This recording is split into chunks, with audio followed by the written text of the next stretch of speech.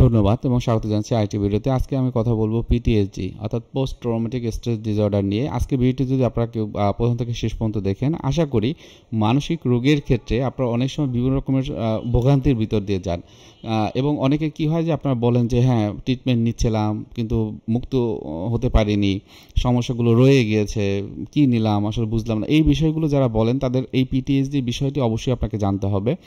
কেননা মানসিক রোগ যেই রকমই হোক না কেন, যার যেই রোগটাই হোক না কেন, তার ভিতরে কম বেশি পিটিএসডি থাকে, অর্থাৎ পোস্ট ট্রমাটিক স্ট্রেস ডিসঅর্ডার।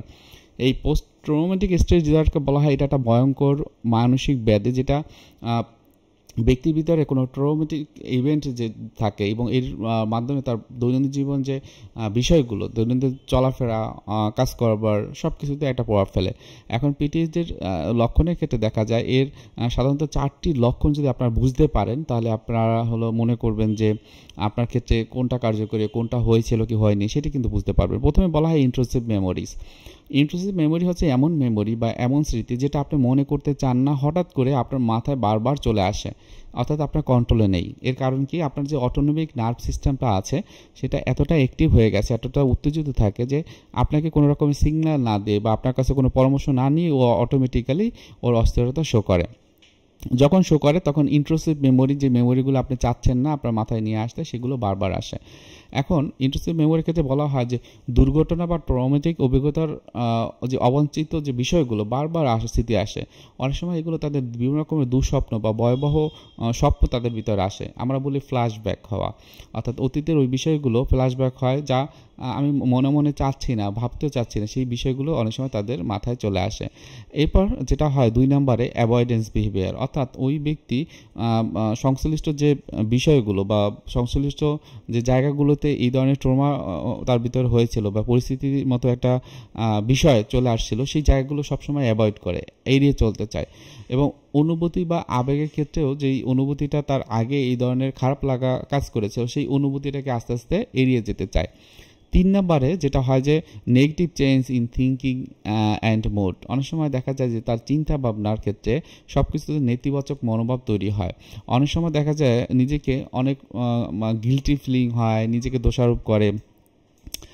অনেক সময় অনেকে কিন্তু কোনো রকমের আবেগ অনুভব করতে পারে না, দেখা যায় যে পরিবার বন্ধুবান্ধব থেকে তারা দূরে থাকতে চায়। এই ধরনের ক্ষেত্রে কিন্তু নেগেটিভ চেঞ্জগুলো আসে মূলত হলো এই যে পিটিএসডি এর কারণে।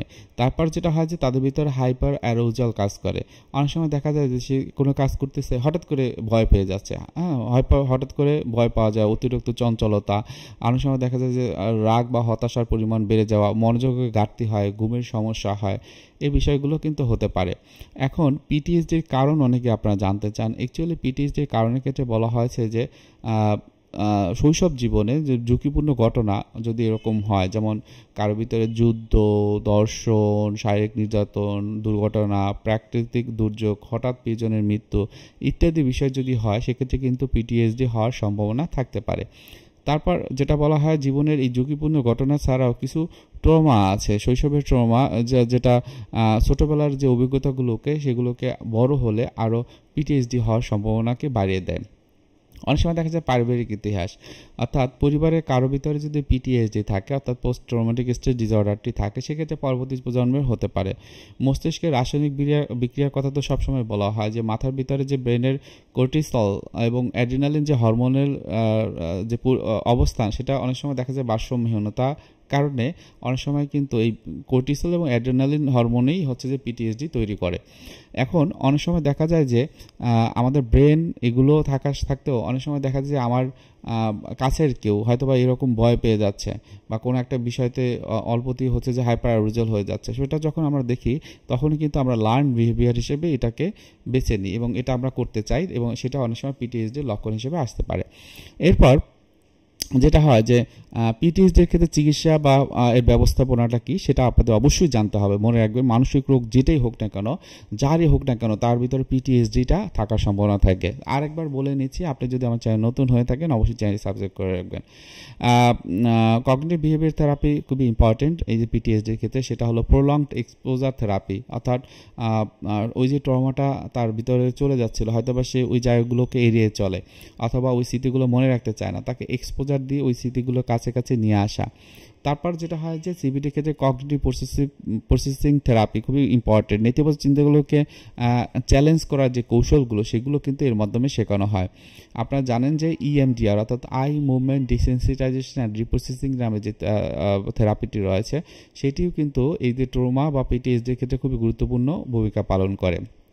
এরপর যেটা হয় যে ট্রমা বা PTSDর ক্ষেত্রে মেডিকেশন অনেক সময় দরকার হয়। যদি এই প্রবলেমগুলো অনেক বেশি দিন ধরে থাকে, অনেক সমস্যা তৈরি করে, তার গুরুত্বপূর্ণ মানসিক রোগগুলো তৈরি করে, সেক্ষেত্রে কিন্তু তাদের ওষুধের চিকিৎসাটি দরকার হয়। সেক্ষেত্রে যারা সাইকিয়াট্রিস্ট আছেন তারা এই ওষুধগুলো দিয়ে থাকেন। অনেক সময় SSRIs গ্রুপের যে ওষুধগুলো SNRIs, সার্টেলিন অথবা প্যারক্সিটিন ইত্যাদি জাতীয় যে ওষুধগুলো আছে সেগুলো কিন্তু তাদের ক্ষেত্রে দেওয়া হয়। অনেক সময় অ্যান্টি অ্যাংজাইটিক যে ড্রাগগুলো সেটা কিন্তু PTSDর ক্ষেত্রে দেওয়া হতে পারে।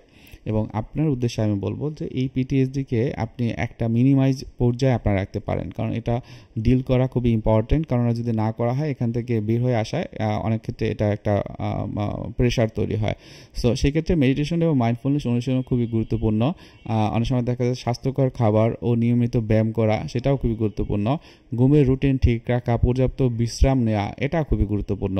এবং বন্ধু এবং পরিবারের সাথে সময় কাটানো এটাও খুবই ইম্পর্টেন্ট। এগুলো আপনার নিজে করতে পারেন এবং সবসময় মনে রাখবেন PTSDর ভিতরে যাদের ভিতরে থাকে তাদের ভিতরে বিভিন্ন রকমের স্ট্রেস বা অ্যাংজাইটি থাকে। সেখান থেকে মুক্ত হওয়ার জন্য আপনাকে অবশ্যই যে সেলফ হেল্প টেকনিকগুলো আছে, নিয়মিত ঘুম, খাওয়া দাওয়া, অন্যের সাথে সম্পর্ক রক্ষা করা, নতুন আর্ট শেখা অথবা নতুন কিছু করা, সেগুলো কিন্তু নিয়মিত করা দরকার হবে। এবং এটা আপনি করলে একটা সময় দেখবেন যে আপনার ভিতরে যে রেজিলিয়েন্সটা তৈরি হবে, যে গ্রোথটা তৈরি হবে, ভবিষ্যতে বিভিন্ন রকমের মানসিক সমস্যার দ্বারপ্রান্ত হতে হলে আপনার খুব বেশি সমস্যা হবে না, কারণ আপনি সেগুলোকে মোকাবেলা করতে পারবেন। সো আজকে ভিডিওটি এখানেই রাখছি। কারো কোনো প্রশ্ন থাকলে অবশ্যই কমেন্টে জানাবেন। সবাই ভালো থাকেন, সুস্থ থাকেন। আসসালামু আলাইকুম।